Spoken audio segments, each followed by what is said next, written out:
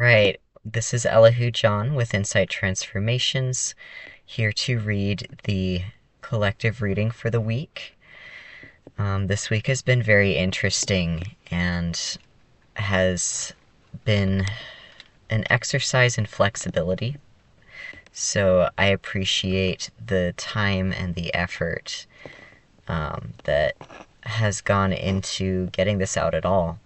This is not the first attempt at recording this, but hopefully this is the last. The collective reading for the week of November 17th through 23rd is entitled True Neutral. This week, we are flipping the lens on our microscope to access new realities. Instead of seeing the proverbial glass half empty, consider reframing your perspective to see how to access the fullness. This mindset work is a key part of the work we will be doing to metabolize the new understanding, shocking revelations, and broader visions that come with the ascension of Earth. In many situations, this new perspective wasn't possible because we did not have access to the reality in which it existed. Rather like those novelty glasses that have sparkly liquid sealed in the clear lining of the cup, we were rightly frustrated by the disconnect between raising the cup to our lips and getting nothing or only plain water out of it. This glass half full, half empty metaphor is often used to describe how being grateful for and focusing on what we have allows us to hold the contradiction of a half full, half empty glass. Gratitude does a lot to refocus the mind and is a useful way to flip the lens. When we name the good that we can see, it gets us out of lack and into abundance. Gratitude, however, is only one tool to get out of negative energy. Truth is multifaceted and deserves to be recognized as it is. We have learned that for every positive energy there is a negative. Each is a polar opposite of the same concept. If you were to travel on a grayscale line from one to the other, you would notice that at the center is neutral, where both exist as one.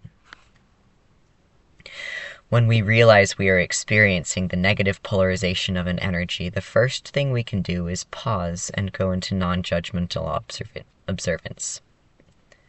Non-judgmental observance.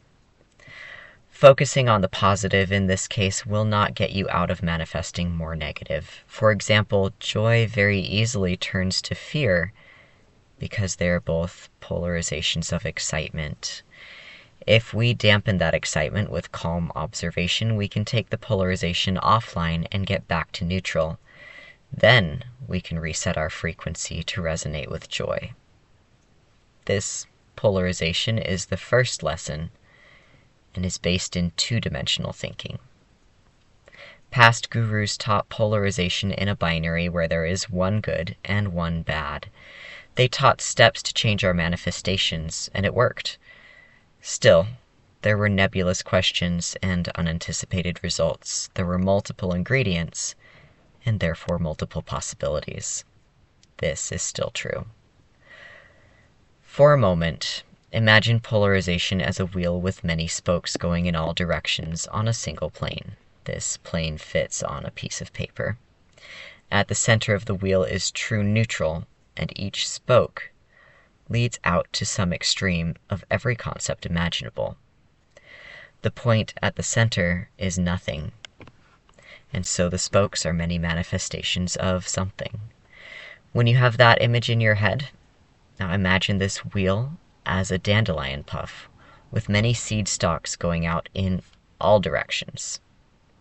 Because each stalk also leads back to the center, which is full neutrality, we can access every energy from this space. Nothing gives rise to something in this way, and vice versa, because all of it is connected.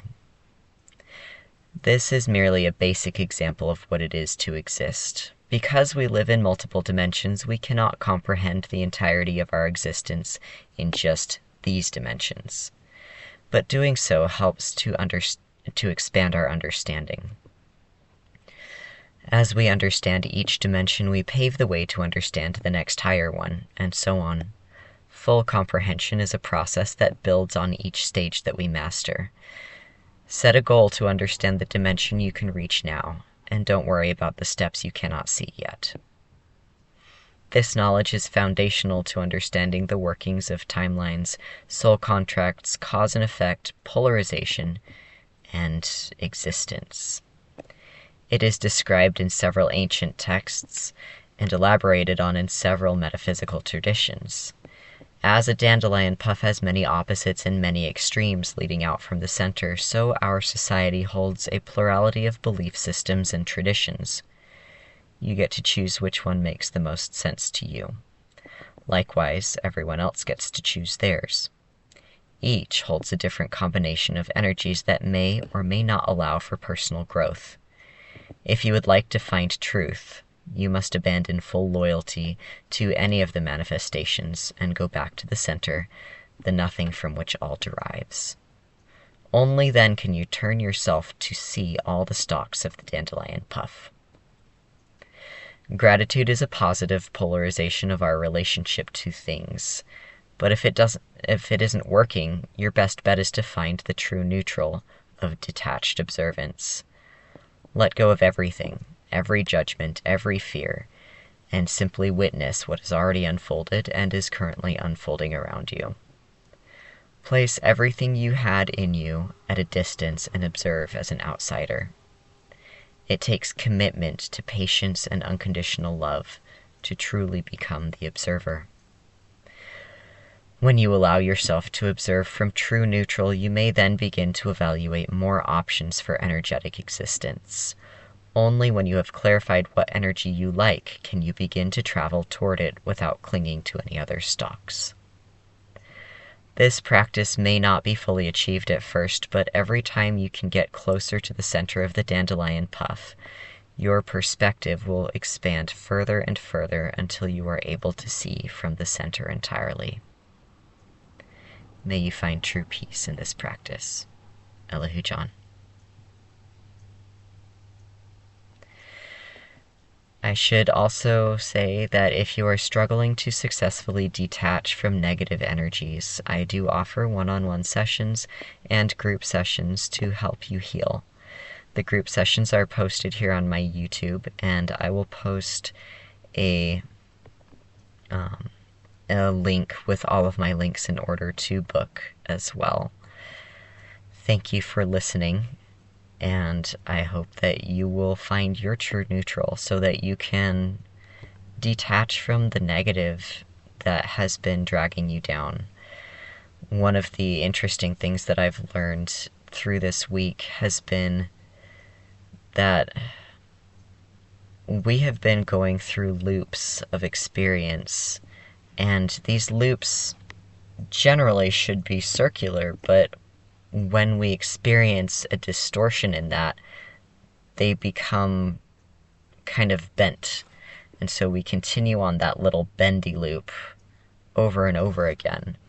If you are also experiencing kind of a repeat of things and you're wondering why things keep happening in this certain way and you're not getting out of that loop, or you're almost out of it and then you fall back into it, clearing the distortions with energy work and with mindset work is really the most effective way that I have found. And these clearings come up through timelines, through energy signatures, through relationship courting, through belief systems, and through the way that we live in our bodies.